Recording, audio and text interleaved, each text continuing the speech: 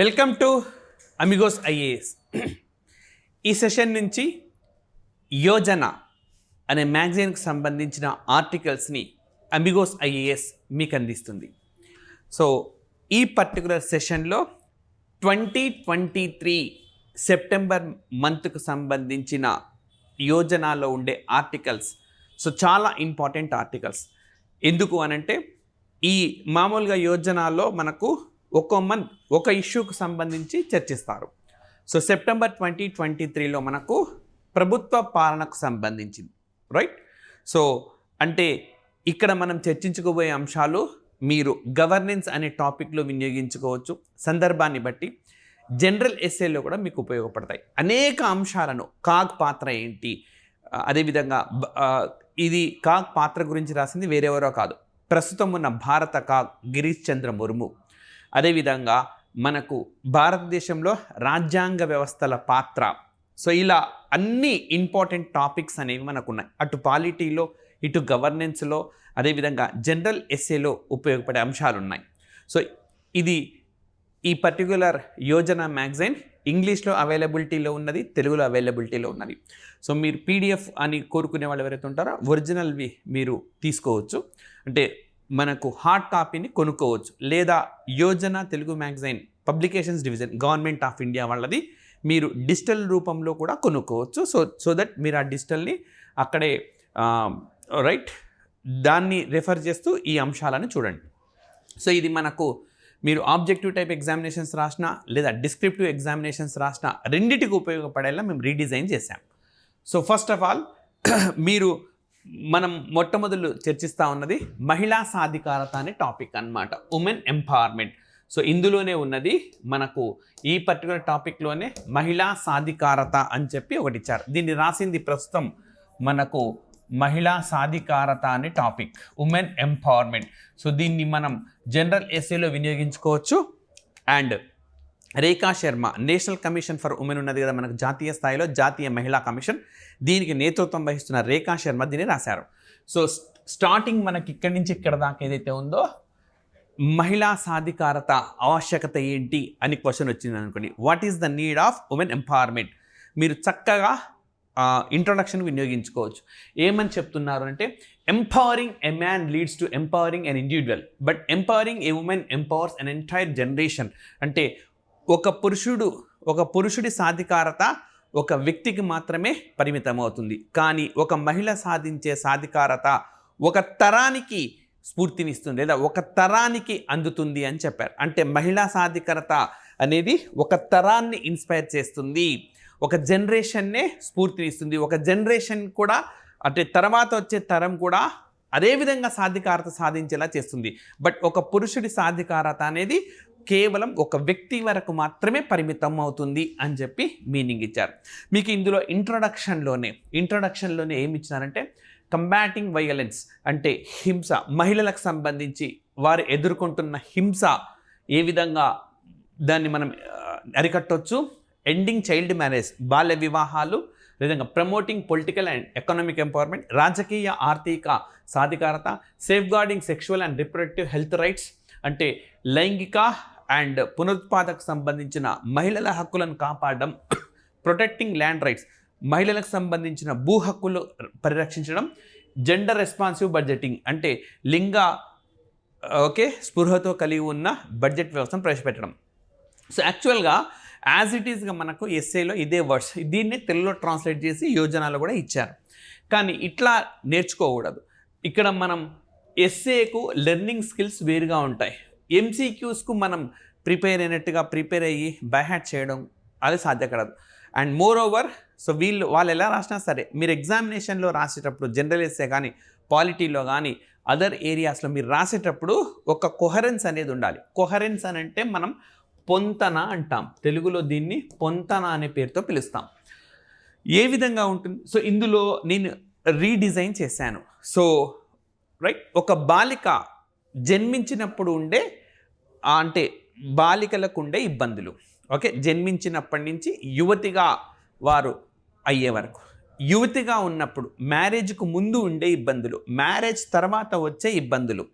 So ఇవి అంటే సమస్యలన్నిటిని కూడా ముందు చర్చిస్తాం. రెండవ స్టెప్లో మనము ఏ విధంగా మహిళలు ఆర్థిక, రాజకీయ, ఇతర సామాజిక సాధికారత సాధించవచ్చు అనే ఆ విధంగా మనం ఒక రీడిజైన్ అనేది చేద్దాం. సో చూడండి, ఇక్కడ చేసినాను. యాజ్ ఏ చైల్డ్ ఏం ప్రాబ్లమ్స్ ఉన్నాయి, బిఫోర్ మ్యారేజ్ యువతిగా ఎలాంటి సమస్యలు ఎదుర్కొంటారు, మ్యారేజ్ తర్వాత ఎలాంటి లైక్ ఇబ్బందులు ఎదుర్కొంటారు, ఎంపవర్మెంట్, సాధికారత ఏ విధంగా సాధించాలి. సో ఇక్కడ నేను ప్రతి అంశానికి సంబంధించి అందులో ఇచ్చినవే ఈ విధంగా రీస్ట్రక్చర్ చేశాను, పునర్నిర్మాణం చేసి రైట్ మనం అందిస్తూ ఉన్నాం. ఎక్కడికక్కడ మీకు లేటెస్ట్ డేటాని, సో యోజనలో మనకు అప్పటి వరకు ఉండే డేటాని అందించినారు. అంటే ఇది సెప్టెంబర్ 2023 ఇష్యూ, కానీ మనం ఇప్పుడు జూలై 2024లో ఉన్నాం. సో కరెంట్ డేటాని మీకు అందిస్తున్నాం. అదేవిధంగా యూనిసెఫ్ వాళ్ళ రిపోర్ట్లు కానీ ఇతర ప్రభుత్వ ఏజెన్సీల రిపోర్ట్లు కూడా మీకు అందిస్తున్నాం ఈ సెషన్లో. అండ్ ఎక్కడికక్కడ మీరు different type of introductions, right. So ఆ క్వశ్చన్ బట్టి మీరు ఏ విధంగా ఇంట్రడక్షన్ మార్చొచ్చో అన్న అంశాలు, ఆ ఇంట్రడక్షన్స్ కూడా అందిస్తూ ఉన్నాము, రైట్. సో ఇది యాజ్ ఏ చైల్డ్ మనకు జెండర్ రేషియో ఎట్ బర్త్, అంటే జన్మించినప్పుడు లింగ నిష్పత్తి అదొకటి చర్చించినారు. అండ్ చైల్డ్ మ్యారేజెస్, బాల్య వివాహాలు అనేది ఒక పెద్ద సమస్య. సో ఇది రేపొద్దున బాల్య వివాహాలకు సంబంధించే ఎస్సే కూడా రావచ్చు మనకు, అక్కడ వినియోగించుకోవచ్చు. నెక్స్ట్ సెక్షువల్ వైలెన్స్, పెళ్లికి ముందు సాధారణంగా ఈ లైంగికపరమైన ఉద్యోగం చేసే చోట లైంగికపరమైన హింసలు ఉండొచ్చు, ఇదే మనకి ఎస్సే రూపంలో కూడా రావచ్చు. నెక్స్ట్ ఆఫ్టర్ మ్యారేజ్, గృహహింస అందరికీ అని కాదు, గృహహింసకు ఇబ్బంది పడుతున్న వాళ్ళు ఉంటారు. అండ్ అదేవిధంగా వారికి సంబంధించిన హక్కులు, అండ్ ఇవి సాధికారతకు సంబంధించినవి. సో ఇదే ఆర్డర్లో మీకు నేను ఎక్స్ప్లెయిన్ చేస్తాను. First of all gender ratio at birth, right. ఇక్కడ మనం ఏ డేటాస్ అయితే పేర్కొంటున్నామో ఆ డేటాస్ మనకు మల్టిపుల్ చాయిస్ ఎగ్జామినేషన్స్లో ఏవి రాసినా సరే మీకు అడుగుతుంటారు. First of all the sex ratio at birth, అంటే జన్మించినప్పుడు జన్మ సమయంలో ఉండే లింగ నిష్పత్తి at the national level has improved from 918 to 930. So ఇది మనకు లేటెస్ట్గా జూలై 22వ తేదీన ప్రవేశపెట్టిన బడ్జెట్లో ఇచ్చిన స్టేట్మెంట్, యాజ్ ఇట్ ఈస్గా తీసుకోవడం జరిగింది. సో మరి గత 10 సంవత్సరాలలో బాలలు లేదా బాలికలు మహిళా సాధికారతకు ప్రభుత్వం తీసుకున్న చర్యలు ఏంటి అని క్వశ్చన్ వచ్చింది అనుకోండి, ఫస్ట్ మీరు ఈ స్టేట్మెంట్తోనే స్టార్ట్ చేయండి. 2014-15 నుంచి 2023-24 నాటికి జన్మించినప్పుడు ఉండే లింగ నిష్పత్తి 918 నుంచి 930కి చేరింది. అంటే వృద్ధి అయితే ఉంది అని చెప్పుకోవచ్చు అనమాట. సో అది తక్కువ పెరిగిందా, ఎక్కువ పెరిగిందా, ప్రభుత్వం ఎలాంటి చర్యలు తీసుకోవడం వల్ల ఎలాంటి ఫలితాలు వచ్చాయి, ఇంకా ప్రభుత్వం ఏం చర్యలు తీసుకొని ఉంటే ఇంకా మెరుగైన ఫలితాలు వచ్చేవి, అవన్నీ కూడా మనం తర్వాత డిస్కస్ చేయొచ్చు. మీరు ఇంట్రొడక్షన్కు యాజ్ ఇట్ ఈస్గా వినియోగించుకోవచ్చు, రైట్. సో అండ్ ఇది మనకు లేటెస్ట్గా బడ్జెట్తో ఇచ్చిన రిపోర్ట్. ఇది మనకు ఆబ్జెక్టివ్ టైప్ ఎగ్జామినేషన్స్లో కూడా అడుగుతారు. నెక్స్ట్ వచ్చేసి మనకు sex ratio at birth improved by 15 points to 933. ఇది NFHS 5 National Family Health Survey 5లో ఇచ్చిన రిపోర్ట్, జాతీయ కుటుంబ సర్వే, ఓకే కుటుంబ ఆరోగ్య సర్వే. సో ఇది 5వ జాతీయ కుటుంబ ఆరోగ్య సర్వేలో ఏం పేర్కొన్నారంటే 15 పాయింట్ల మేర పెరిగింది, 933కు చేరింది అని చెప్పి ఇచ్చినారు. సో అది కానీ ఇది కానీ మీరు ఇంట్రడక్షన్లో వినియోగించుకోండి. సో బాగా ఇంపార్టెంట్ అన్నమాట. So gender ratio at birth, దీన్ని క్రమంగా పెంచుకుంటూ వెళ్ళాలి, రైట్. సో మనకు యాక్చువల్గా జెండర్ రేషియో అని మాత్రమే ఇచ్చారు, కానీ ఈ డేటాను సప్లిమెంట్గా ఇచ్చాం. మరి నెక్స్ట్ వచ్చేసి కరెంట్ సెక్స్ రేషియో, అంటే అది జన్మించినప్పుడు ఉన్నది, కానీ నిజానికి లింగ నిష్పత్తి కానీ చూస్తే భారతదేశ జనాభా ప్రస్తుతం 144 కోట్లు. ఇది మనకు యునైటెడ్ నేషన్స్ ఆర్గనైజేషన్ కూడా మొన్న జూలై 11వ తేదీన ఇచ్చిన నివేదికలో పేర్కొంది. భారతదేశ జనాభా ప్రస్తుతం ప్రపంచంలోనే అతి ఎక్కువగా ఉన్నది అని చెప్పింది. మరి ఇందులో మేల్ 51.56%గా ఉన్నది. సో రిమైనింగ్ అయితే 49% ఉంటుందో సుమారుగా అది మహిళలు. మరి రైట్, మొత్తం 236 దేశాలకు గాను మనం ఫిమేల్ టు మేల్ రేషియోలో 214వ స్థానంలో ఉన్నాం. సో రైట్, అంటే మన ర్యాంక్ చాలా తక్కువగా ఉన్నది. దీన్ని మనం విమర్శనాత్మక పరిశీలనలో వినియోగించుకోవచ్చు. ఫర్ ఎగ్జాంపుల్, భారతదేశంలో ఎన్ని పథకాలు అమలవుతున్నా మహిళల లింగ నిష్పత్తి పెరగడం లేదు, పరిశీలించండి, లేదా విశ్లేషణాత్మకంగా పరిశీలించండి అని అడిగారనుకోండి, మొట్టమొదటి ఈ స్టేట్మెంట్తో రాస్తాం. ఎక్కడైతే మనకు మెరుగైందో పాజిటివ్ క్వశ్చన్ అనేది పాజిటివ్ కోణంలో ఉన్నప్పుడు ఆ సమాచారాన్ని వినియోగించుకుంటాం. రైట్. సో ఫర్ ఎగ్జాంపుల్ ఇప్పుడు చూడండి, 75 సంవత్సరాలైంది భారతదేశం స్వాతంత్ర్యాన్ని సాధించి, ఘనంగా వేడుకలు జరుపుకుంటున్నాం. అయినా అనుకున్న లక్ష్యాల సాధనలో పురోగతి లేదు. అత్యంత కీలకమైన లింగ నిష్పత్తిలో 236 దేశాలకు గాను 214వ స్థానంలో భారత్ ఉండడాన్ని ఈ విషయాన్ని తెలియజేస్తుంది అని చెప్తాం. అంటే మనం అబ్జర్వ్ చేసినామన్నమాట, లింగ నిష్పత్తిలో 70 సంవత్సరాల స్వాతంత్రం సాధించినప్పటికీ ఆ స్థాయిలో మనం పురోగతి సాధించలేదు అన్న విషయాన్ని ఇక్కడ ఈ డేటా మనకు తెలియజేస్తూ ఉన్నది. రైట్.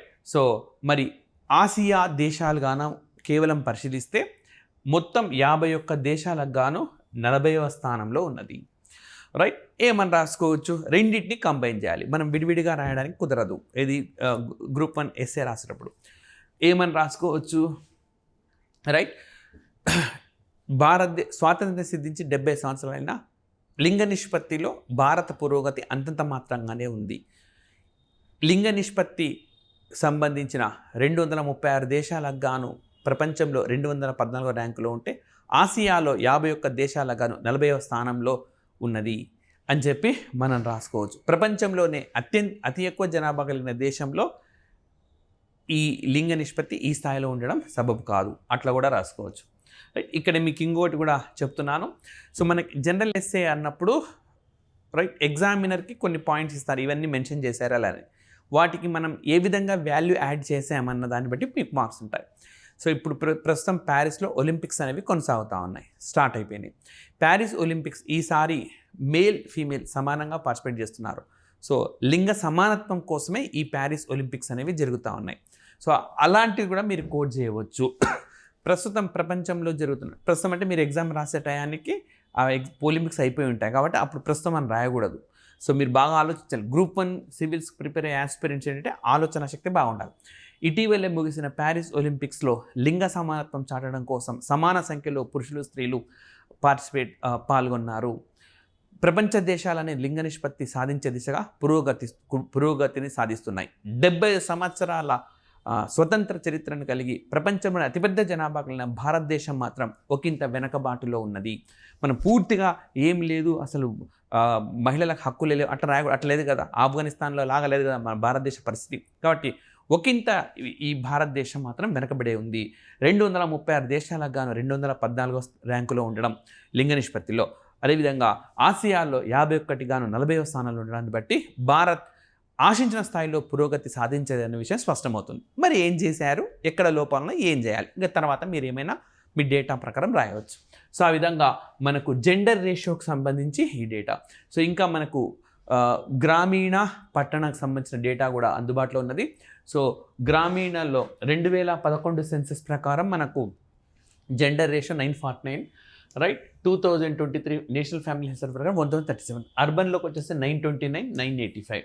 సో మనకు 943, 1020. నిజానికి 1020 అంటే చాలా మంచి లింగ నిష్పత్తిలోకి వచ్చినట్టే, రైట్. సో మరి మీరు లింగ నిష్పత్తి పుట్టినప్పుడు లింగ నిష్పత్తి పెరగడము, మొత్తంగా లింగ నిష్పత్తి పెరగడము, ఈ రెండింటి సాధన కోసం కేంద్ర ప్రభుత్వం ఏం అమలు చేసింది. సో మనకు మహిళా సాధికారతకు సంబంధించి మీరు రాస్తున్నారనుకోండి. సో జన్మించినప్పుడు లింగ నిష్పత్తులు పెంచడానికి, లింగ నిష్పత్తుల్లో ఇప్పుడున్న సమస్యలు ఏంటి, అధిగమించేందుకు ప్రభుత్వం ఏం చేసింది, ఏం చేయాలి, ఈ 3 టాపిక్స్ రాస్తారు కదా. ఏం చేసింది అని అంటే బేటీ బచావ్ బేటీ పడావ్ అనే పథకం సో 2015లో స్టార్ట్ చేసింది. ఇలాంటి ఇయర్స్ ఏవైతే ఉంటాయో మీకు అది మల్టిపుల్ చాయిస్ ఎగ్జామినేషన్స్కి ఇంపార్టెంట్. సో ఇక్కడ మీకు ఇంకా చాలా పాయింట్స్ చెప్తున్నాను నేను. బేటీ బచావ్ బేటీ పడావ్ 2015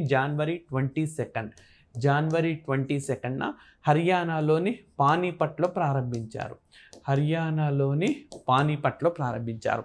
మనకు బేటీ బచావ్ ఇదేంటి, address the declining child sex ratio, జన్మించినప్పుడు ఉండే లింగ నిష్పత్తి తగ్గుతూ ఉంటే దాన్ని లేకుండా చేయడం కోసం, మెరుగైన లింగ నిష్పత్తి సాధించడం కోసం ఉద్దేశించింది. ఎట్ ద సేమ్ టైం బాలికల విద్య బాలికల సంక్షేమానికి ఉద్దేశించింది. మీరు ఎక్కడైనా సరే బాలికల సాధికారత కోసం, బాలికల విద్య కోసం ప్రభుత్వం చేపట్టిన కార్యక్రమాలను రాయాల్సి వచ్చినప్పుడు ఖచ్చితంగా బేటీ బచావ్ బేటీ పడావ్ 2015 జనవరి 22వ తేదీన హర్యానాలోని పానీపట్లో ప్రారంభమైంది. సో లింగ నిష్పత్తి పెంచడం కోసం ఉద్దేశించింది. ఈ పథకం ఖచ్చితంగా ఫలితాలు ఇస్తుందని చెప్పుకోవచ్చు. ఎందుకనంటే NFHS మనకు 5 సర్వే ప్రకారం, అంటే జాతీయ కుటుంబ ఆరోగ్య సర్వే 5 ప్రకారము లింగ నిష్పత్తి 15 పాయింట్ల మేర పెరిగింది. ఇలా పాజిటివ్గా రాసుకుంటూ వస్తామన్నమాట, రైట్. అండ్ అదేవిధంగా ప్రధానమంత్రి మాతృవందన యోజన, ఈ 2 పథకాలు మీరు మెజర్స్ అన్నమాట, ఇవి గవర్నమెంట్ తీసుకుంది. ఇది ప్రస్తావించకుండా మీరు సంపూర్తి చేయలేరు. The maternity benefit scheme provides financial assistance to pregnant and lactating women, అంటే గర్భిణులకు ఎట్ ద సేమ్ టైం బాలింతలకు ఆర్థికపరమైన సహాయాన్ని అందిస్తుంది. ఇది కేంద్ర ప్రభుత్వం అమలు చేస్తున్న పథకం. 2017లో ప్రారంభమైంది. దీనికి అదనంగా రాష్ట్ర ప్రభుత్వాలు కూడా పథకాలను అమలు చేస్తూ ఉన్నాయి. ఫర్ ఎగ్జాంపుల్ తెలంగాణ గవర్నమెంట్ గతంలో కేసీఆర్ కిట్ అని అమలు చేసేది, పేరు మార్చి ఏదో రూపంలో అమలు చేస్తారు. ఆంధ్రప్రదేశ్లో కూడా అమలు అవుతుంది. సో తెలంగాణలో అమ్మాయిలు పుట్టినప్పుడు 13,000, అబ్బాయిలు అయితే 12,000 ఇస్తారనమాట. ఇవి హాస్పిటల్స్లోనే జరగాల్సిన డెలివరీస్. హాస్పిటల్లో జరిగితే ఏమవుతుంది, రైట్, డాక్టర్లు అందుబాటులో ఉంటారు, మంచి స్టాఫ్ అందుబాటులో ఉంటుంది, అదేవిధంగా ఆపరేటర్స్ మంచి వినియోగిస్తారు, కాబట్టి తల్లి బిడ్డ క్షేమంగా ఉంటారు. సో ఎప్పుడు అమ్మాయి పుట్టిందనుకోండి, చనిపోయే అవకాశాలు చాలా తక్కువ. హాస్పిటల్లో కేర్ ఎక్కువ తీసుకుంటారు కాబట్టి అంటే లింగ నిష్పత్తి పెరుగుతుందన్నమాట. సో లింగ నిష్పత్తి పెంచేందుకు గాను ప్రభుత్వం తీసుకున్న చర్యలు ఏవి అన్నప్పుడు, సో మనం ఏం రాసుకుంటూ వస్తాం, వైద్యపరమైన చర్యలు. సో వైద్య రంగంలో ఎలాంటి మార్పులు, టెక్నాలజీ పెరిగింది. ఎట్ ద సేమ్ టైం చట్టాలు, అంటే రైట్, స్కానింగ్ కట్టడికి చేసే చట్టాలు, ఇవన్నీ ఆ చట్టాలు రాస్తాం. ఎట్ ద సేమ్ టైం పథకాలు, కేవలం చట్టాలు చేయడం వల్ల, రెస్ట్రిక్ట్ చేయడం వల్ల ఆగవు, పథకాల వల్ల కూడా మనకు పరిస్థితి మెరుగవుతుంది. ఇదే మనకు రాసుకుంటాం అన్నమాట. సో 2015 జనవరి 22. అదేవిధంగా జనవరి 22 మీకు ఏం గుర్తుకోవాలి, 2024 జనవరి 22న అయోధ్యలో రామాలయ నిర్మాణానికి పూజా కార్యక్రమం జరిగింది. ఆ విషయంలో గుర్తుపెట్టుకోండి. జనవరి 22 అనగానే ఇవన్నీ గుర్తుకు రావాల్సి ఉంటుంది. సో ఇది మనకు రైట్ మన డిస్కషన్లో మొదటి అంకం అన్నమాట. ఇవి జెండర్ రేషియోకి సంబంధించింది. నెక్స్ట్ చైల్డ్ మ్యారేజ్ సంబంధించింది.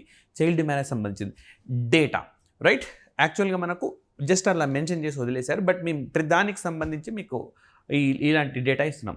According to child marriage data portal. So child marriage, బాల్య వివాహాల పోర్టల్ ఒకటి ఉన్నది, ఒక NGO మెయింటైన్ చేస్తుంది ఇది. So every 3 seconds A girl gets married somewhere in the world, right. మీరు ఇంట్రొడక్షన్లో వినియోగించుకోవచ్చు. బాల్య వివాహాలు అనేది కేవలం భారతదేశంలోనో, కేవలం బీహార్లోనో, రాజస్థాన్లో, మధ్యప్రదేశ్లోనో, హర్యానాలోనో, రాజస్థాన్లో ఉన్న సమస్య కాదు, రైట్, ప్రపంచవ్యాప్తంగా ఉన్నది. సో ఏమని రాస్తాం, చైల్డ్ మ్యారేజ్ డేటా పోర్టల్ ప్రకారము ప్రతి 3 సెకండ్లకు ప్రపంచంలో ఒక బాలిక వివాహం అవుతూ ఉన్నది. అంటే ఈ పరిస్థితి ప్రపంచవ్యాప్తంగా ఉంది. దీనివల్ల బాలికలకు సాధికారత సాధించేందుకు విద్యాపరంగా, సామాజిక పరంగా, ఆర్థిక పరంగా వారు అనుకున్న లక్ష్యాలను చేరుకోలేరు. పైగా చిన్న వయసులో వివాహం కావడం, ఆ తర్వాత గర్భం దాల్చడం మూలంగా వారి ఆరోగ్యం పైన ప్రభావం పడుతుంది, వారి పిల్లలపైన కూడా ఆ ఆరోగ్య ప్రభావం అనేది ఉంటుంది అని చెప్పి రాసుకుంటారు. డేటా ఇచ్చారు, రైట్. మరి మన దేశం గురించి రాయాలనుకోండి, according to Indian child protection, ఇది కూడా ఒక NGO. వీళ్ళు కూడా దీని బాల్య వివాహాలకు వ్యతిరేకంగా పోరాడుతూ ఉన్న సంస్థ. వీళ్ళు ఏం చెప్తున్నారు, every minute 3 girl child or forced into marriage in India. ప్రతి నిమిషానికి 3 బాలికలకు, ఓకే, వాళ్ళకి ఈ బలవంతంగా వివాహాలు చేస్తూ ఉన్నారు. ప్రపంచంలోనేమో ప్రతి 3 సెకండ్లకు ఒక బాలికకు వివాహం అవుతుంటే, భారతదేశానికి వస్తే ప్రతి నిమిషానికి 3 బాలికలకు బలవంతంగా వివాహం చేస్తున్నారు. సో ఇవి స్వచ్ఛంద సంస్థలు ఇచ్చిన డేటా. స్వచ్ఛంద సంస్థలు ఇచ్చిన డేటా నేను ఉటంకించదలుచుకోలేదు, రైట్. యూనిసెఫ్ వాళ్ళ డేటాస్ ఉన్నాయి మనకు, United nations children fund. So ఎప్పుడు కూడా అబ్జర్వ్ చేస్తూ ఉంటారు. ఫర్ ఎగ్జాంపుల్ నిన్న అంతర్యుద్ధాల వల్ల బంగ్లాదేశ్లో 40 మంది చిన్నారులు చనిపోవడం, రైట్. ఆ విషయాన్ని కూడా ఉటంకించచ్చు మనం, సందర్భాన్ని బట్టి అన్నీ చెప్తుంటాను నేను. So 1 in 3 of the world child brides in live in India. So right, మనకు చిన్నారి పెళ్లి కూతురు, రైట్, సీరియల్ చెప్పట్లేదు నేను, విషయం చెప్తున్నాను. ఈ చిన్నపిల్లల్లో ఉండే పెళ్లి కూతురులో ప్రతి 3లో ఒకరు భారతదేశంలో, 33% భారతదేశంలోనే అవుతా ఉన్నాయి. సో నీట్గా వినియోగించుకోవచ్చు. ఏమని, ఇది ఎప్పుడో పాతది కాదు, 2023 మేలో ఇచ్చిన డేటా.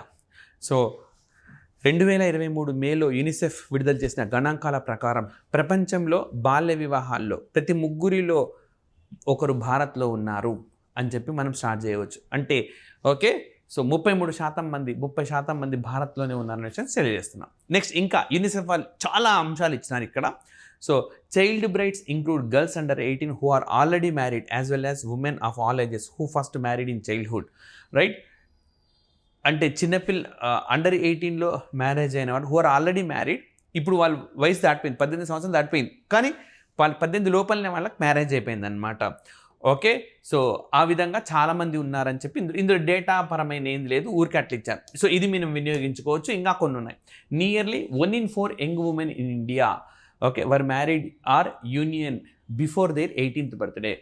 సో రైట్, భారతదేశంలో యువ మహిళలు తీసుకుంటే ప్రతి నలుగురిలో ఒకరు, ఓకే, ప్రతి నలుగురు మహిళల్లో ఒకరు వాళ్ళు రైట్. సో అంటే సుమారుగా 23% 18వ బర్త్డే కాకముందే మ్యారేజ్ అయిన వాళ్ళు అనమాట, right. And next, A girls risk child marriage depends on certain background. ఇది ఓకే చాలా ఇంపార్టెంట్. మీరు ఎక్కడ వినియోగించుకోవచ్చు అంటే నేను చెప్తాను. గ్రామీణ ప్రాంతాల సమస్యలు ప్రస్తావించిన, బాలికలకు విద్య అనే అంశాన్ని ప్రస్తావించాల్సి వచ్చిన ఈ పాయింట్ని కోడ్ చేయవచ్చు. సో ఇందులో ఏమని చెప్తున్నా అంటే girls who live in rural areas or come from poorer households are at greater risk of child marriage. అంటే ఎవరైతే పేద కుటుంబాలు ఉన్నాయో అదేవిధంగా రైట్ గ్రామీణ ప్రాంతాల్లో ఉండే బాలికలు, పేద గృహాలకు సంబంధించిన బాలికలకు బాల్య వివాహాలు అయ్యే అవకాశాలు ఎక్కువగా ఉన్నాయి. యూనిసెఫ్ ఇచ్చిన రిపోర్ట్ అనమాట. And higher proportion of child brides are found among those with little or no education. అంటే ఇక్కడ 3 పాయింట్స్ చెప్తున్నాను చూడండి.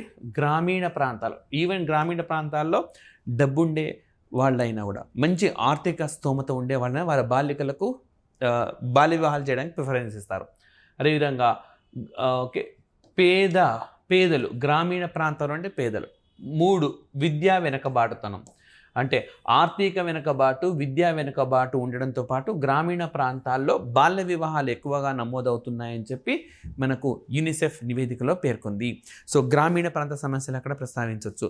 విద్య లేకపోవడం వల్ల ఉండే సమస్యలు రాయాల్సినప్పుడు దీన్ని ప్రస్తావించవచ్చు.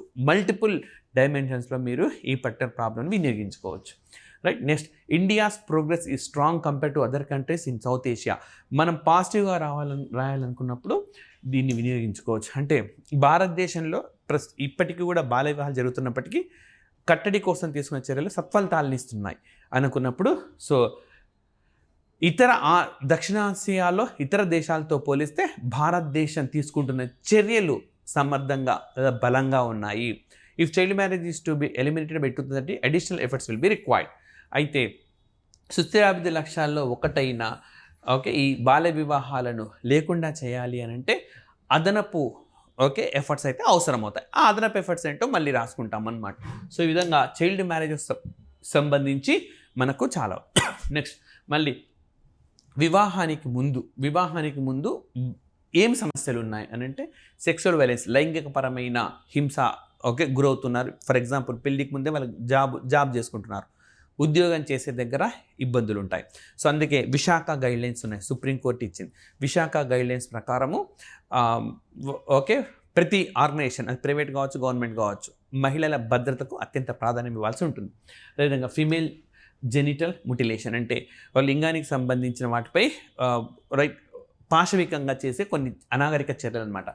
యాసిడ్ దాడులు, killing in the name of family honour, కుటుంబ గౌరవం పేరుతోటి, అంటే ఓకే వాళ్ళు ఇతర సామాజిక వర్గం చెందిన వాళ్ళను ప్రేమించినప్పుడు కానీ ఈ కుటుంబ గౌరవము సంబంధించింది అని చెప్పి వాళ్ళని చంపడం. సో ఎప్పుడైనా సరే మహిళల సమస్యలు అన్నప్పుడు ఇవన్నీ కూడా ప్రస్తావించాల్సి ఉంటుంది మీరు, రైట్. ఇవన్నీ మనకు ఆ యోజన ఆర్టికల్లో ఈ మొదటి 2 మాత్రమే ప్రస్తావించినారు. బట్ ఇవి కూడా ఇప్పుడు పెద్ద సమస్యలు ఉన్నాయి. ఒక్కొక్క ఇండివిజువల్కి సంబంధించి కూడా మనకు ఎస్ఏ రేటింగ్లోనో తక్కువ మార్కులకో అడిగే అవకాశం ఉన్నది. సో కాబట్టి మరి ప్రభుత్వం ఏం చర్యలు తీసుకుంది అంటే ఇది మాత్రం యోజనలో ఉన్నవే తీసుకున్నాం మేము. నిర్భయ చట్టాన్ని తీసుకొని వచ్చింది. సో మహిళల రక్షణ కోసం ప్రభుత్వం తీసుకున్న చర్యలు ఏమన్నప్పుడు స్టార్టింగ్లో ఏమనుకున్నాం మనము ప్రధానమంత్రి మాతృ వందన, రైట్. రెండోది బేటీ బచావ్ బేటీ పడావ్. అండ్ ఇక్కడ క్రిమినల్ లా అమెండ్మెంట్ అంటే ఎవరికి వాళ్ళు ఏజ్గా విభజించి మనం నేర్చుకున్నప్పుడు పథకాలు ఈజీగా గుర్తుంటాయి. అన్ని వరుస పెట్టి చదివితే గుర్తుండవు, అందుకే ఇంత విడిదీసి చెప్తున్నాం. So criminal law amendment act, so ఇది 2013లో వచ్చింది. దీన్ని నిర్భయ చట్టం అని అంటారు. This made significant changes to laws concerning sexual offences, లైంగిక దాడులకు సంబంధించి మార్పులు చేశారు. ఓకే, నిర్భయ ఫండ్ అని ఒకటి తీసుకొని వచ్చినారు. అండ్ అదేవిధంగా మహిళల భద్రత, మహిళా సాధికారత కోసం ఈ ఫండ్, ఈ నిధిలోని అమౌంట్ని వినియోగిస్తారు, right. And next the protection of child from sexual offences, right. మహిళలకు లైంగిక దాడుల నుంచి పరిరక్షించటం 2019లో దీన్ని తీసుకొని వచ్చినారు. సో ఇప్పుడు బాలికల మ్యారేజ్ అనగానే మీకు ఎంబడే గుర్తు కావాలా, Beti Bachao Beti Padhao, Pradhanmantri Vayo Vandana Yojana. Next okay, young okay women, so యువతులకు సంబంధించిన ఈ 2 చట్టాలు, యువతులకు సంబంధించిన సమస్యలు ఇవి, రైట్. అండ్ నెక్స్ట్ వచ్చేసి ఇంకోటి sexual harassment of women at workplace. So ఇది మీకు ఆల్రెడీ చెప్పిన నేను, విశాఖ గైడ్లైన్స్ ప్రకారం చేశారు. This act mandates the establishment of internal committees in workplaces to address complaints. So ఏ డిపార్ట్మెంట్లో అయినా సరే అంతర్గతంగా వివిధ విభాగాలు ఉంటాయి. మహిళలకు సంబంధించి వారికి ఏ ఇబ్బందులు ఉన్నా సరే, ఎవరి నుంచి అయినా దాడులు అవుతున్నా, అందరిలో చెప్పుకోలేక ఇబ్బందులు పడుతున్నా సరే, ఆ మహిళలు ఆ డిపార్ట్మెంట్ ద్వారా తమ సమస్యల్ని పరిష్కరించుకోవచ్చు. అలా లేకపోతే కూడా అది నేరమే. సో ఈ చట్టాన్ని మీరు ఇంకా ఎక్స్పాండ్ చేసుకుంటారనమాట. మనం అవుట్లైన్స్ అన్ని ఇస్తున్నాం మీరు. సో మహిళల భద్రతకు సంబంధించి తీసుకునే చర్యలు ఏవి అన్నప్పుడు ఏం రాస్తారు, బాలికలుగా ఉన్నప్పుడు వారికి ఏ చట్టాలు అమలు చేస్తూ ఉన్నారు ప్రభుత్వం, యువతులుగా ఉన్నప్పుడు అంటే మ్యారేజ్కి ముందు వాళ్ళు ఉద్యోగాలు చేస్తారు కదా, ఉద్యోగాలు చేసే దగ్గర ఎలాంటివి ఉన్నాయి, ఇతర బహిరంగ ప్రదేశాల్లో వాళ్ళకి ఎలాంటి రక్షణ ఉంది అనేది రాసుకుంటారు. నెక్స్ట్ వచ్చేసి మనకు ఆఫ్టర్ మ్యారేజ్ తర్వాత ఎలాంటి ఇబ్బందులు ఉంటాయి, అందరికీ ఉన్నాయని కాదు, ఇవి ఉన్న వాళ్ళకు సంబంధించి. ఓకే, డొమెస్టిక్ వైలెన్స్, గృహహింస, అండ్ అదేవిధంగా sexual and reproductive health rights, వారికి సంబంధించిన అబార్షన్కి సంబంధించిన హక్కులు కానీ అవన్నీ కూడా ఉంటాయి. సో మనకు ఇవి ఇంట్రొడక్షన్కు, ఈ టాపిక్ సంబంధించి ఇంట్రొడక్షన్కు ఈ పర్టికులర్ ఇష్యూ సంబంధించి the Delhi high court recently emphasised the universality of the protection of women from Domestic Violence Act of 2012, stating that it applies to all women regardless of all their religions or social background. So April 2024లో ఇచ్చిన judgement ఇది. ఏమని చెప్తుంది, మహిళల భద్రత, okay, మహిళల భద్రత అన్నది వారు ఏ సామాజిక వర్గానికి చెందిన వారైనా వర్తిస్తుంది. అదేవిధంగా రైట్, గృహహింసా చట్టము, మహిళలకు రక్షణగా ఉండే గృహహింసా చట్టం ఏదైతే ఉందో 2005లో చేసింది, అది అన్ని సామాజిక వర్గాలకు వర్తిస్తుంది, ఎవరికి కాదు అని చెప్పి ఇటీవల ఢిల్లీ హైకోర్టు తీర్పు చెప్పింది. ఇది నేరుగా మనకి MCQస్లో అడుగుతారు, ఏ కోర్టు తీర్పు చెప్పింది అని చెప్పి 2005లో. Next according to the National Family Health Survey 2019 to 21, 29.3 of married Indian women between the ages of 18 to 14 have experienced domestic sexual violence. So నీట్గా వినియోగించుకోవచ్చు. భారతదేశంలో గృహహింసా చట్టాన్ని మరింత బలోపేతం చేయడానికి అవసరం ఏంటి, ఇంకా ఎందుకు బలోపేతం చేయాలి అంటే, ఈ చట్టం వచ్చినాక కూడా 2019 నుంచి 2021 మధ్య సుమారుగా 29.3% మంది మహిళలు వారు గృహహింసకు బలి అవుతున్నారు, గృహహింసతో ఇబ్బందులు పడుతున్నారు. కాబట్టి దీన్ని మరింత కఠినంగా అమలు చేయాల్సిన అవసరాన్ని తెలియజేస్తున్నాను. అదేవిధంగా 3.1% of pregnant women aged 18 to 49 suffered physical violence during their pregnancy. So చూడండి, 3.1% మంది గర్భిణీలు వారు గర్భంతో ఉన్నప్పుడు కూడా ఇబ్బందులు పడుతూ ఉన్నారు ఈ ఏజ్ గ్రూప్లో వాళ్ళు. సో రెండింటిని కలిపి ఓకే మంచి ఇంట్రొడక్షన్గా వినియోగించుకోవచ్చు. గృహహింసా చట్టం అమలు తీరును సమీక్షించండి అన్నారు అనుకోండి, అమలు తీరును సమీక్షించండి అన్నప్పుడు అది ఏ విధంగా అమలు అవుతుందో చూడాలి. మీరు స్టార్టింగే ఈ గణాంకంతో చేస్తారు, రైట్. సో ఐడియా చెప్తాను ఎట్లా రాయాలో. సో జాతీయ ఆరోగ్య కుటుంబ సర్వే 5 ప్రకారము 2019-2021 మధ్య 29.3 గృహహింసా కేసులు నమోదైనాయి, రైట్. అంటే ఈ చట్టం మరది బాగా అమలుతుందా, అమలు కావట్లేదా, ఎట్లా సమీక్షిస్తానంటే అంతకుముందు ఎన్ని అయ్యేవి, ఈ చట్టం రాకముందు ఎన్ని అయ్యేవి, చట్టం వచ్చినాక ఎన్ని అయినాయి, అది మీరు సేకరించాల్సి ఉంటుంది. మరి మాకు ఎక్కడ దొరుకుతుందని మీరు అనుకోవచ్చు. రెగ్యులర్గా మీరు ఎప్పుడు కానీ ఎడిటోరియల్స్, అది హిందూ కావచ్చు, తెలుగు పేపర్ ఏవైనా కావచ్చు, టైమ్స్ ఆఫ్ ఇండియా కావచ్చు, బాగా అందుబాటులో ఉంటాయి, రైట్. అయినా కూడా సో క్యాండిడేట్స్ అభ్యర్థుల సౌకర్యార్థం వాటిని కూడా త్వరలో మీకు అందిస్తాం. సో మనం సోషియో ఎకనామిక్ సర్వే అయిపోగొట్టినాము, ఇప్పుడు యోజన స్టార్ట్ చేసినాం.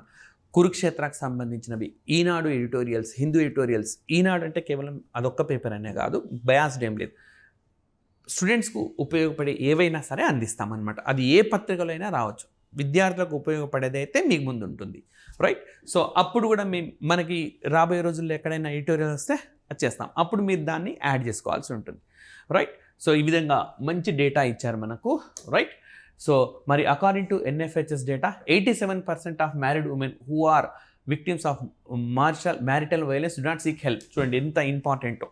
మీరు ఇక్కడ రైట్ ఇప్పుడు ఇట్లా వచ్చిందనుకోండి క్వశ్చన్, గృహహింస నుంచి మహిళలను రక్షించడానికి ఏం చర్యలు తీసుకోవాలి అన్నప్పుడు, గృహహింస అనే చట్టం ఒకటి ఉంది, మీకు రక్షణగా ఉంటుంది, మీకు బాసటగా ఉంటుంది అని చెప్పి మహిళలకు తెలియచేయాలి. ఎందుకు తెలియజేయాలి అని అంటే ఇక్కడ రీజన్ ఉంది. 87% మంది మహిళలు తాము గృహహింసకు ఈ వివాహానికి సంబంధించిన తర్వాత హింసకు గురవుతున్నామని చెప్పి కనీసం సహాయాన్ని కూడా తీసుకోరు. సహాయం తీసుకోకపోవడానికి కారణము, రైట్, వాళ్ళకు చట్టం గురించి అవగాహన ఉండకపోయి ఉండొచ్చు. రెండవది, అలా చేస్తే భవిష్యత్తు ఉండదేమో అన్న ఒక భయం వాళ్ళలో ఉండొచ్చు. ఈ రెండింటిని పరిష్కరించాలి. అంటే నువ్వు ఫిర్యాదు, ఫస్ట్ ఆఫ్ ఆల్ ఈ చట్టం ఒకటి ఉన్నది మిమ్మల్ని రక్షించడానికి, మిమ్మల్ని కాపాడడానికి, మీ శ్రేయస్సు కోసమే, మీ కుటుంబాన్ని కాపాడడానికి, అంతేగాని ఇది ఇబ్బంది కలిగించేందుకు కాదు అన్న విషయాన్ని వాళ్ళకి అవగాహన కల్పించాలి.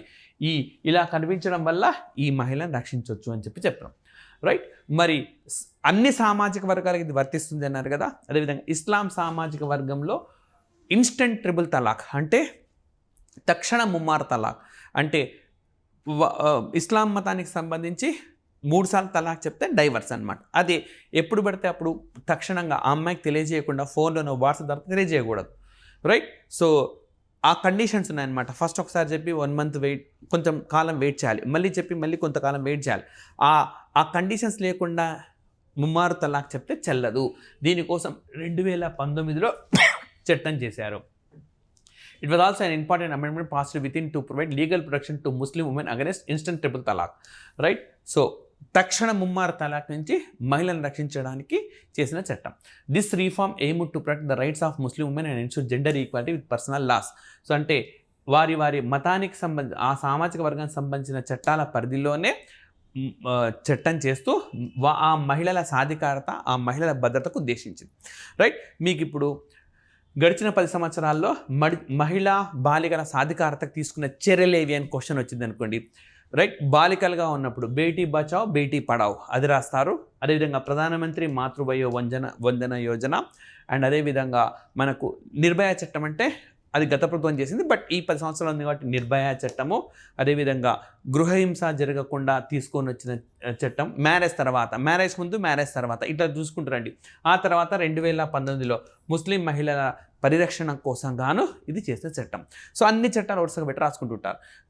కలగాపులగంగా నేర్చుకోవద్దు, రైట్? బాలికలుగా ఉన్నప్పుడు, యూతులుగా ఉన్నప్పుడు, మహిళలుగా ఉన్నప్పుడు, పెళ్ళికి ముందు, పెళ్లి తర్వాత, అట్లా పద్ధతి ప్రకారం నేర్చుకొని ఒక ఆర్డర్లో పెడితే మీరు, రైట్, వీళ్ళకు ఎవరికి ఏ ఏజ్ గ్రూప్లో వాళ్ళకి ఎలాంటి చట్టాలు ఉన్నాయి, ఎలాంటి పథకాలు ఉన్నాయి, ఎలాంటి రక్షణలు ఉన్నాయి అన్న విషయం అభ్యర్థికి అవగాహన ఉందని చెప్పి మీకు మంచి మార్కులు అనేవి ఇస్తారు. మరి కేవలం వాళ్ళని రక్షించడానికి కాదు, మహిళలను సాధికార దిశగా తీసుకెళ్ళాలి. రాజకీయ సాధికారత సాధించాలి, వాళ్ళు ఆర్థిక సాధికారత విద్యాపరమైంది. సో మనకి ఇప్పుడు రాజకీయ సాధికారత, రాజకీయాల్లో మహిళలు రాణించాలి.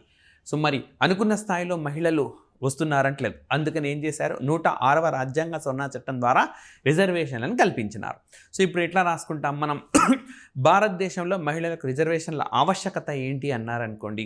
సో ఇక్కడ చూడండి, రైట్, ఇప్పుడు 2024లో ఎన్నికలు జరిగినాయి మనకు. ఈ ఎన్నికల్లో లోక్సభలో కేవలం 13.6% మంది మహిళలే ఉన్నారు. సో కాబట్టి ఇంత తక్కువ మంది మహిళలతో మహిళల సమస్యలను వెలుగులోకి రావు. ఎక్కువ మంది మహిళలు చట్టసభల్లో ఉన్నప్పుడు మహిళా సాధికారత సాధ్యమవుతుంది. మహిళలు ఉన్నత పదవుల్లోకి వస్తారు. రాజకీయంగా వారి సమస్యలకు ఈజీగా చట్టాలు చేసి తమ సమస్యను పరిష్కరించుకోగలుగుతారు. అట్లా రాయొచ్చు, రైట్? ఇక్కడ ఇంకో పాయింట్ చెప్తున్నాను చూడండి. 1957లో లోక్సభ మొత్తం సభ్యుల్లో మహిళలు 5.5% మంది. 2024 వచ్చేసరికి జస్ట్ 13.6% మంది ఉన్నారు. ఓకే, 2009లో 10%కి వచ్చినారు. సో ఇప్పుడు చూడండి, భారతదేశంలో మహిళలు మెల్లిమెల్లిగా రాజకీయ సాధికారత సాధిస్తూ ఉన్నారు. దీనికి ప్రత్యక్ష ఉదాహరణ 1957లో కేవలం 5.5% మాత్రమే ఉన్న లోక్సభలో ఉన్న మహిళల సంఖ్య ప్రస్తుతం 13.6%కి పెరిగింది. సో అంటే దాదాపుగా 2.5 రెట్లు పెరిగింది అని చెప్తున్నాం. పెరగడం కూడా మనం ఒక పాజిటివే కదా. ఎట్ ద సేమ్ టైం ఇదే అంశాన్ని మనం నెగిటివ్గా కూడా రాయొచ్చు. అంటే మీరు ఏ విధంగా క్వశ్చన్ అడిగారు, ఏ విధంగా దాన్ని రీడిజైన్ చేస్తారన్న దాన్ని బట్టి ఉంటుంది. ఫర్ ఎగ్జాంపుల్, ఓకే, భారతదేశంలో మహిళా రాజకీయ సాధికారత అంతగా లేదు, ఓకే, వ్యాఖ్యానించండి అన్నారనుకోండి. మొత్తం భారతదేశ జనాభాలో 41% ఉన్న మహిళలు, అంటే మనకు లింగ నిష్పత్తిలో చూస్తున్నాం కదా, అంటే ఆ డేటాని ఇక్కడ వినియోగించుకోవాలి. 41% ఉన్న మహిళలు లోక్సభలో మాత్రం కేవలం 13.6%కి పరిమితమయ్యారు. దీంతో ఏ విధంగా రాజకీయ సాధ సాధించగలము అని రాస్తారు. Right. At the same time ఇక్కడ ఇంకొక పాయింట్ చెప్తాను నేను మీకు. దాదాపు 21 రాష్ట్రాల్లో స్థానిక సంస్థల్లో 50% మనకు మహిళలు ఉన్నారు. లైక్ రీసెంట్గా మనకు ప్రపంచ బ్యాంక్ ఒక నివేదిక ఇచ్చింది. అది ఈ మే జూలైలో ఇచ్చింది. పాత రిపోర్ట్ చెప్పట్లా నేను. 2,50,000 డెమోక్రసీస్ ఆఫ్ ఇండియా, అంటే 2,50,000 భారత ప్రజాస్వామ్య వ్యవస్థలు అని చెప్పి ఇచ్చిందనమాట. అందులో ఏమని పేర్కొన్నది ప్రపంచ బ్యాంక్ అని అంటే, దాదాపుగా చాలా పంచాయతీ వ్యవస్థలో, గ్రామీణ వ్యవస్థల్లో మహిళలకు రిజర్వేషన్లు ఉన్న మహిళలు కేవలం నామమాత్రంగానే ఎన్నికవుతా ఉన్నారు. అసలు పెత్తనమంతా ఆ మహిళ హస్బెండ్ కానీ, వారి ఫాదర్ కానీ, వారి బ్రదర్ కానీ, ఇతరులు కానీ చలాయిస్తున్నారు అని ఇచ్చినాడు. సో అది కూడా మనం వినియోగించుకుంటాం. ఎట్లా నిజమైన మహిళా సాధికారత ఆమె అధికారాన్ని చెలాయించినప్పుడు సాధ్యమవుతుంది అని అక్కడ రాసుకుంటాం అనమాట. సో అంటే సమాచారం సేమ్ ఉంటుంది, క్వశ్చన్ బట్టి ఏ విధంగా మీరు రీడైరెక్ట్ చేసుకుంటున్నారు అన్నది మనకి ఇంపార్టెంట్. సో 17th లోక్సభలో 14.4% ఉంటే 18th లోక్సభలో తగ్గినారు. ఇది కూడా మీరు నెగిటివ్ ఆస్పెక్ట్ రాయాలన్నప్పుడు వినియోగించుకోవచ్చు. సో కేవలం 5.5% ఉన్న మహిళల్లో, లోక్సభలో ఉన్న మహిళలు ప్రస్తుతం 13.6%కి పెరగడం, క్రమంగా రాజకీయ సాధికారత అనుకున్న స్థాయిలో కాకపోయినా సాధికారత అయితే ఉన్నది అని చెప్తాం. కానీ నెగిటివ్ రాసినప్పుడు 17వ లోక్సభలో 14.4% ఉన్న మహిళలు తగ్గిపోవడాన్ని, సో మరి మహిళలు రాజకీయాల్లో కాస్త వెనుకబాటు ఉన్నతనాన్ని సూచిస్తుంది అని చెప్పి రాసుకోవచ్చు అన్నమాట. రైట్. సో ఇవి మరి ఆర్థికంగా మహిళల్ని అభివృద్ధి దిశగా తీసుకెళ్ళడానికి ఏమేమి అమలు చేస్తూ ఉన్నది అంటే, మహిళా ఈ-హాత్ 2016లో లాంచ్ చేశారు. ఈ ఇయర్స్ మీరు కంపల్సరీ గుర్తుపెట్టుకోండి. లైక్ మనకు మ్యాథ్స్ ద ఫాలోయింగ్లో అడుగుతారు ఎప్పుడు స్టార్ట్ అయింది అని చెప్పి ఆబ్జెక్టివ్ ఎగ్జామినేషన్స్లో. It aims to facilitate women entrepreneurs and artisans to showcase sell their products. మహిళలు తాము తయారు చేసిన వస్తువులను విక్రయించుకోవడానికి ఉపయోగపడేది. గవర్నెన్స్లో భాగంగా కూడా అడుగుతారు. గవర్నెన్స్ మీరు రాసినప్పుడు దీన్ని వినియోగించుకోవచ్చు. It provides digital marketplace of women. ఏం లేదు, ఇప్పుడు యాప్లో మీరు చాలా వస్తువులు కొంటూ ఉండొచ్చు కదా, బుక్స్ కొంటూ ఉండొచ్చు, ఫోన్స్ కొంటూ ఉండొచ్చు. సో మహిళలు మరి వాళ్ళు యాప్ తయారు చేసుకోవడం, ఈ రిలయన్స్ ఇట్లాంటి పెద్ద పెద్ద సంస్థలతో పోటీ పడలేరు కదా, గవర్నమెంటే తయారు చేసింది. వాళ్ళ ఉత్పత్తుల ఫోటో చేసి అక్కడ షేర్ చేస్తారు, ఇష్టం ఉన్న వాళ్ళు కొనుక్కుంటారు. అంటే డిజిటల్ పరంగా వాళ్ళకి స్పేస్ క్రియేట్ చేశారు. మహిళా ఈ-హాత్ మంచి పథకం రాయొచ్చు. Ujjwala Yojana. So this scheme provides LPG connections to women. So దారిద్ర్య రేఖకు దిగువ, పేదరిక రేఖకు దిగువగా ఉండే మహిళలకు ఉచితంగా గ్యాస్ కనెక్షన్ అందిస్తారు. ఇది ఎక్కడెక్కడ వినియోగించుకో తెలుసా? పర్యావరణంలో కూడా వినియోగించుకోవచ్చు. పర్యావరణ మార్పుకు ప్రభుత్వం తీసుకునే చర్యలు ఏవైనా దగ్గర దీన్ని రాసుకోవాలి. ఏ విధంగా? ఇప్పుడు ఆ మహిళలకు గ్యాస్ కానీ ఇవ్వకపోతే వాళ్ళు చెట్లను కొట్టేసి కర్రలను మండిస్తారు. చెట్లను కొట్టేయడం వల్ల పర్యావరణ నష్టం, కర్ర మండించడం వల్ల అదొక పర్యావరణ నష్టం జరుగుతుంది. దాన్ని అరికట్టవచ్చు, అక్కడ వినియోగించుకోవచ్చు. అండ్ మహిళలకు ప్రభుత్వం అందిస్తున్న పథకాలను అక్కడ మనం వినియోగించుకోవచ్చు. Right. And next stand up India. ఇది 2016లో. దిస్ స్కీమ్ ఎంకరేజెస్ ఎంటర్ప్రెన్యూర్షిప్, అంటే మహిళల్లో మనకు వ్యవస్థాపన పెంపొందించడానికి అనమాట. అదేవిధంగా scheduled caste or scheduled tribe individuals వాళ్ళకి ఎక్స్క్లూజివ్గా. సో ఇది మనం షెడ్యూల్డ్ అంటే వెనుకబడిన సామాజిక వర్గాల అభ్యున్నతికి ప్రభుత్వం తీసుకునే చర్యలేవి. అది పురుషులకు తీసుకోవచ్చు, మహిళలకు తీసుకోవచ్చు. అక్కడ కూడా ఇది రాసుకోవచ్చు అనమాట. Bank loans 10 lakh to 1 crore వరకు ఇస్తారు గ్రీన్ఫీల్డ్ ఎంటర్ప్రైజ్ చేసుకోవడానికి. ఉమెన్ ఎకానమిక్ ఎంపవర్మెంట్ క్లియర్గా ఉన్నది. మహిళల ఆర్థిక సాధికారతకు తీసుకునే చర్యలు ఏవి అన్నప్పుడు. సో ఇక్కడ పథకాలన్నీ కూడా మనకు యోజనలో ఇచ్చినవే మనం మీకు ఇస్తున్నాం అన్నమాట. అదేవిధంగా ప్రధానమంత్రి కౌశల్ వికాస్ యోజన, ఇందులో భాగంగా ఇండస్ట్రీ రిలవెంట్ ట్రైనింగ్ అందిస్తారు. ఇది 2015లో లాంచ్ చేశారు. రైట్. సో ఇది మహిళలకు సంబంధించి రేఖా శర్మ గారు రాసిన ఆర్టికల్. సో మరొక ఆర్టికల్తో నెక్స్ట్ సెషన్లో కలుద్దాం. పూర్తిగా ఎగ్జామినేషన్ ఓరియంటేషన్ ఉండేవి మాత్రమే అందిస్తాం. ఇతర ఆర్టికల్స్ వైపు మేము దృష్టి సారించాం. అతి త్వరలో మీకు ఎడిటోరియల్స్ అన్నీ కూడా అమిగోస్ ఐఏఎస్ అందిస్తుంది. జస్ట్ మీరు ఈ వీడియోని లైక్ చేయండి, షేర్ చేయండి.